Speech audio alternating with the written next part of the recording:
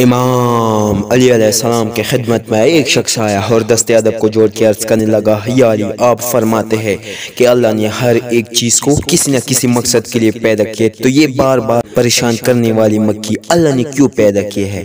بس یہ کہنا تھا تو امام علی علیہ السلام نے فرمایا، اے شخص، اس نے اپنی دنیا کی ہر چیز میں انسان کے لیے نشانی کو پوشیدہ رکھا تاکہ انسان اپنے اوقات جان سکے اور اپنے خالق مالک کو پہچان سکے، لیکن افسوس انسان نقصان میں ہے۔ جب آدم علیہ السلام کا بیٹا حکیم آدم علیہ السلام کی دعا سے آیا جو بڑی ہی مضبوط اور پوری قبیلے کے حفاظت کرتا تھا، تو جیسے ہی تھوڑا سا وقت گزرا اس میں تکبر آ گیا۔ وہ خود کو عظیم اور اعلیٰ سمجھتا تھا، وہ یہ مانتا تھا کہ میں جس چیز کو چاہوں توڑ سکتا ہوں، اکھاڑ سکتا ہوں، مجھ سے طاقتور اس زمین پہ کوئی نہیں۔ جب آدم علیہ السلام نے اس کی بات کو سمجھا تو اللہ سے دعا کی، اے اللہ، میرے بار بار دعا کی صدقے تو نے مجھے اتنا طاقتور بیٹا تو عطا کیا، لیکن یہ غرور کرتا ہے، تکبر کرتا ہے۔ اے میرے اللہ، تو کسی ایسی چیز کو پیدا کر